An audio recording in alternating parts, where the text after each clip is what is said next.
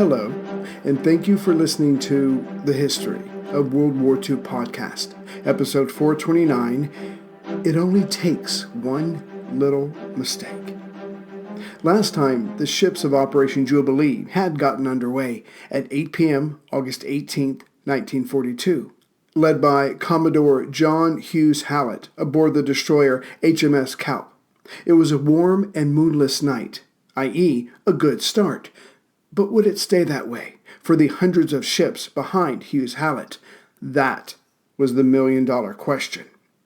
As the boats or vessels glided over the water's surface, there was much activity on board as Bangalore torpedoes and smoke bombs were passed around. While this was going on, everyone else was staring at their maps for the 1,000th time. Nothing could be allowed to get in the way of success, certainly not forgetting the terrain as shells started landing around one. Besides this, the men got in their hands the brand new Bren guns and worked them over. But it was the Mills bombs, or hand grenades, that gave all pause, as already during this short voyage, one had gone off, which killed 2 people and injured a 3rd. David Luce, Hughes Hallett's deputy, wrote of this moment, "There were hundreds of ships and craft, as far as the eye could see, wherever we looked. And knowing that all were under our command and committed to the greatest amphibious operation since Gallipoli, had a certain dreamlike quality. Indeed, with the 237 ships of all kinds around them, it must have seemed like the war was about to turn in their favor. But the first thing that Hughes Hallett had to worry about was getting his vessels through a recently laid minefield. And just behind the Cowp were 9 infantry landing ships, 8 destroyers, a sloop, 24 tank landing craft, or LCTs, and these were carrying the Churchill tanks of the Calgary Regiment. Next were the 6 anti-aircraft flak landing craft, or LCFs, 7 French chasseurs, 4 steamboat guns, and 12 motorboat guns. But of course, all these together were carrying as many landing craft as they could for the 6,088 troops. Thus, it was the landing craft that were the bottleneck part of Jubilee. Of course, as time was a major issue, 2 flotillas of minesweepers were already out ahead, clearing 2 paths, about a quarter of a mile wide each, through the minefield. The openings were marked by buoys with green flags and lanterns attached. Not that this made them easy to spot for the crews on board, which was the point. They needed to be just bright enough for the sailors to see, but not for the Germans to notice. By 1:10 a.m., now August 19th, the ships were entering the channel proper, which is when the American journalist Quentin Reynolds, noticing the stronger waves, asked, "Couldn't we take it easy through this minefield?"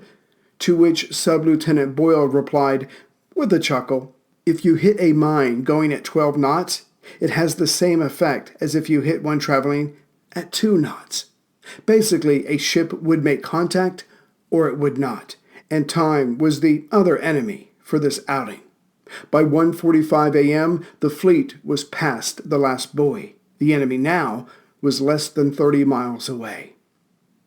It may be remembered that the Rileys, a Canadian regiment, was a part of the 2nd Division of the 1st Canadian Corps, and the commanding officer of the Rileys was one Colonel Robert Labat.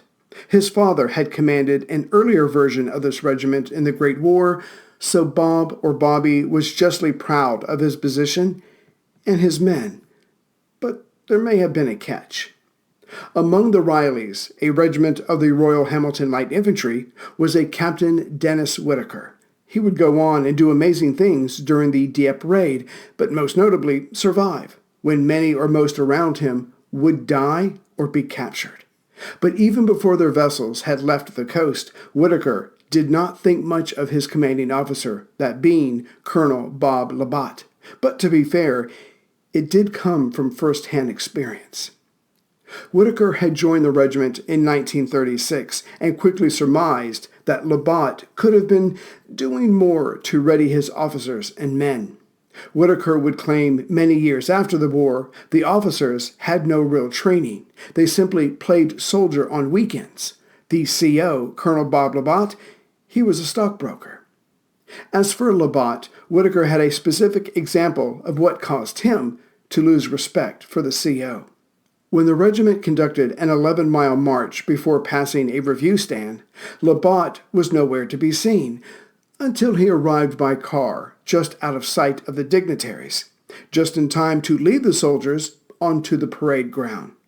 This kind of behavior destroys morale, Whitaker said, and he would have more to complain about before this raid was over. As 0 hour approached, 4:50 a.m., the various officers and commandos went over their orders and objectives again. The various units would arrive on shore and take out the large guns to either side of Dieppe. The attacking units would land to either side of the city and a bit further afield. 30 minutes later, the Rileys would land on White Beach just in front of Dieppe, with the Essex Scottish doing the same thing at Red Beach, landing in front of Dieppe, just to the left or east of the Rileys. When they were on shore, they would be joined by Calgary tanks, and altogether they would take the town and let units start destroying things of value. As stated before, tactical surprise would be taking the place of a heavy naval and or aerial bombardment. In other words, luck was being factored into the plans. The other leg of this wobbly table was the far wings of the enemy being neutralized first thing, namely the artillery batteries, the Goebbels battery at Barneuval to the east and the Hesse batteries at Varengeville to the west. And of course, the large guns closer to Dieppe, just on either side of it. If those guns were not taken out, then the Rileys and the Essex Scots would be wiped out when trying to come to shore. Even further, if enough enemy guns were not silenced, then the very fleet itself could sustain major losses. Fortunately for the Allies, that is, the troops, there were gullies in each cliff that were in front of the large guns, closest to the beach. If these could be used to make the approach, this may just work. Hence the commandos were told, time is of the essence. As the various units got aboard their respective LCA, Colonel Lavat told his men, "This is not the hour for a speech. None of us feel very strong at this hour in the morning, but I'd like to say this is the toughest job we've had, and I expect every man to contribute something special. I know you'll come back in a blaze of glory. Remember that you represent the flower of the British Army." Going back to the gullies on the beach, both sets of commandos had the same idea. To the east of Dieppe, at Barneuval, elements of 3 Commando, with Dunford Slater in command, would land to either side of the Goebbels gun and in a pincer movement silence the gun and its crew. To the west of Dieppe, Lavat would have No. 4 Commando broken up as well. One group would approach the Hesse gun near Vesterrival pretty much head-on, which sounds like suicide, but in truth, they were the decoy. Another section of commandos, led by Lavat, would land a bit further west to approach the Hesse guns from the rear. As they were the real attack, delays could not be tolerated. For every second those guns stayed active, the decoy group, led by Derek Mills Roberts, would be whittled away. As dangerous as this sounds, and it was, the units landing just outside Dieppe had to deal with the slopes which had machine gun nests within them, like the Royals of Canada who would be landing at Blue Beach just east of the town. Not only was there landing within the Germans' defensive perimeter around Dieppe, but there was a gun battery there as well. That had to be taken out. The Camerons had the same job, just on the western side of Dieppe. Where they landed was just outside the enemy's perimeter, but there was again large guns close by, so that was their objective. And of course, the machine gun nests along the way. At 3 a.m., when the fleet was making its approach, U.S. Ranger Sergeant Marcel Swank, one of the 3 Rangers with the Camerons, was busy asking himself, "How tough am I?" He had survived commando training and he had survived combat, but that seemed relatively easy now compared to making this entire trip in a landing craft, what with hours of the small boat rising and falling with the waves. Toughness, it seems, comes in many forms. While Swank was trying to not toss his cookies over the side, Lieutenant Michael Bateson, Royal Naval officer, was asking himself, how will this play out? And the only answer he could think of was, if one had only to reverse in one's imagination what would happen had Jerry raided Dover or New Haven in force, and the consequences to that force, to know what we are tackling. Once the fleet was through the minefield, the ships began to fan out to get ready to offload their respective troop complement. The far two flanks of this fleet were protected by destroyers and motor gunboats, anticipating German E-boats. Those fast, small craft could do lots of damage while avoiding its own. Fortunately, none were spotted. When the ships laden with infantry were about 12 miles from shore, the men on board got up and began to pile into their respective landing craft. But not so the men of No. 3 Commando, who again had made this entire journey already in their landing craft. And amongst the shivering, drenched, now nervous men were 40 U.S. Rangers assigned to No. 3 Commando. Protecting these men as they got closer to landfall was a heavily armed steam gunboat, and on board was this group of ships' leader, Commander Derek Wybird, and the commando leader, Dunford Slater. All around this flotilla were other boats, and the destroyers HMS Brocklesby and Slazak of the Free Polish Navy. In all, there were now 23 of these smaller boats grouped together, carrying the troops to beaches Yellow 1 and 2. But there had been more ships. First, an air raid had delayed their departure from New Haven, but when they got underway, Wybird ordered full speed, as his men were also tied to the tight time schedule. Still, the max speed that he had ordered was too much for 4 of the vessels. They fell behind. At 3:40 a.m., still 70 minutes from 0 hour, all appeared to be on time, and the men of this far eastern group were safe, with the destroyers crossing back and forth in front of them, providing a shield. Then, all hell broke loose, and Dieppe began to unravel. 7 minutes later, at 3:47 a.m., a star shell went up and cast a bright light on that night's work. Anyone on shore near the designated yellow beaches 1 and 2 would have had no trouble spotting the many ships approaching land. You can guess what happened next. Sub-Lieutenant David Lewis, in Landing Craft Personnel, or LCP-15, a landing craft that was headed for Yellow Beach 2 and was in the lead in the starboard column, said, "They were immediately enveloped in the hottest tracer fire I have ever seen. The air was filled with the whine of ricochets and the bangs of exploding shells."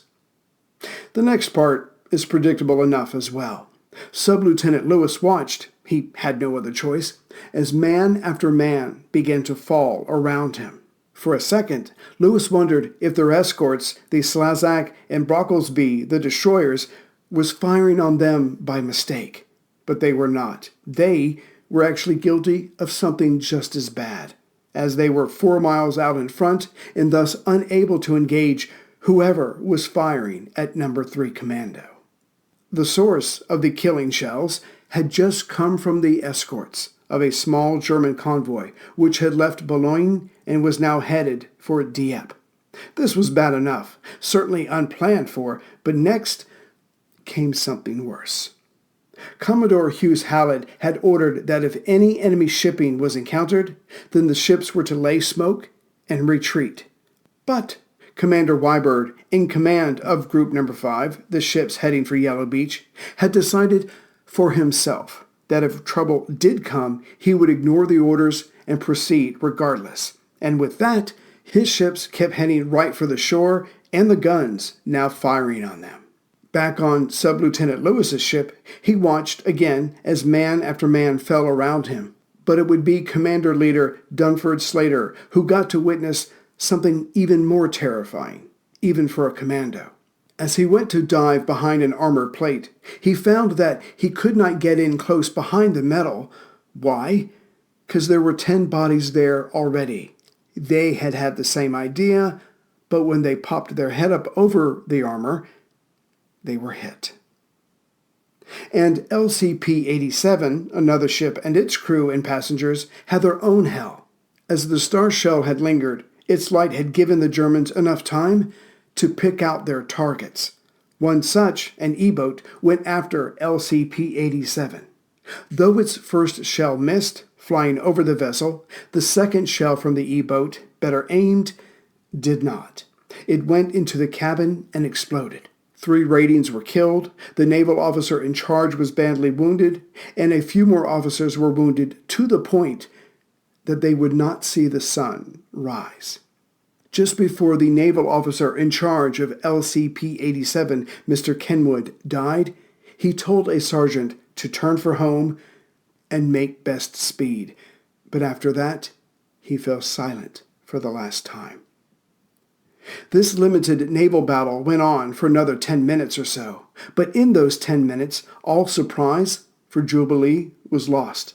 LCF-1 used its gun to mix with an armed German merchantman.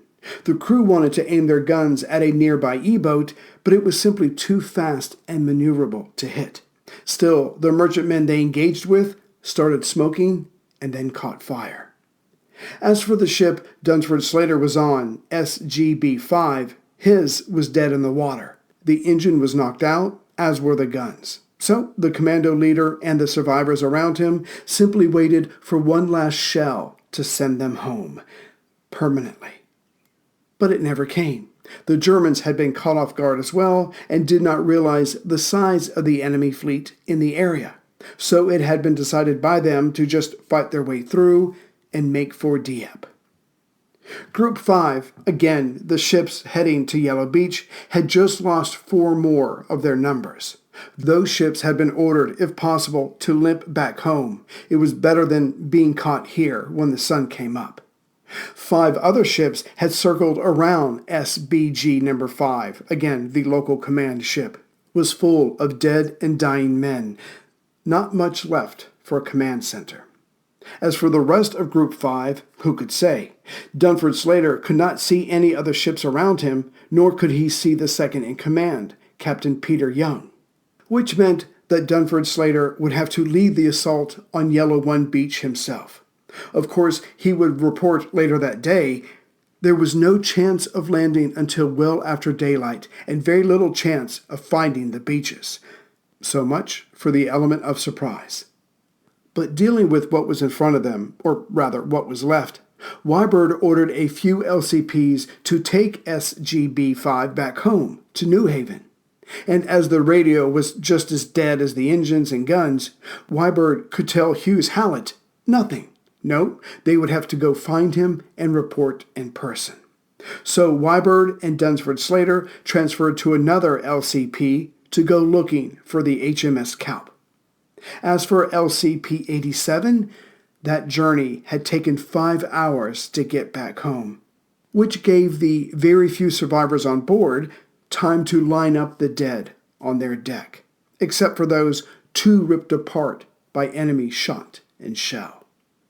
Of course, all of the ships of Jubilee had seen the star shell go off, and this upset the vast majority of them, as they still had 1 hour before the men on their ships were to reach the beaches. Truscott, again the leader of the 50 U.S. Rangers, wrote of this moment, "Grave faces on board the Fernie. Now that surprise was lost, the enemy would be waiting at his guns to greet the landing troops." And as Jubilee is a classic case of what not to do, here's another aspect that hopefully will never be repeated. None of Hughes Hallett's ships had detected the German vessels on their radar, but the Portsmouth station had and logged it in accordingly. The Admiralty was warned and a message was sent to the HMS Fernie, the backup command ship. The warning was found in the ship's logs, but for whatever reason, Hughes Hallett never mentioned it when he was writing his memoirs years later. And then it got worse. It can always get worse. When the unexpected naval engagement started, it was when the men were climbing down to their transfer craft, and thus the larger ships were immobilized by this. But those in the middle and western part of the fleet knew that whatever was going on over there in the east, surely the escorts, the Brocklesby and Slazak, could set things right, which again was not the case, as they were still far out ahead of the LCPs. Why? Because they got bored of going slow and decided to speed up. Getting back to Hughes Hallett, as the smaller ships, full of commandos, were getting ever closer to shore, it was more or less true to say it was too late to recall them. And Hughes Hallett would later write that he was hoping or guessing that the Germans, even after all this, would not think that a major incursion was coming, but rather perhaps a small British patrol had run into a German convoy. It happened regularly. And indeed, this is what the Germans had thought at first. And yet, as it appeared to be an enemy naval force out there, the guns of the Goebbels and Hesse batteries were notified to help take out those British vessels. Either way, the next message to Rundstedt's office in Paris is predictable enough. At 5 a.m., it read, "Troops have intensified their lookout. Air and Navy authorities have been advised." And just like that, the Germans were awake, expecting trouble, and soon would have all the light they needed to shoot at the just over 200 ships off the coast of Dieppe. Greetings, everyone, from Central Virginia. So I just want to say hi to the newest members and those that have donated. I appreciate it very much. Let's see here. In no particular order of importance, because you're all winners to me.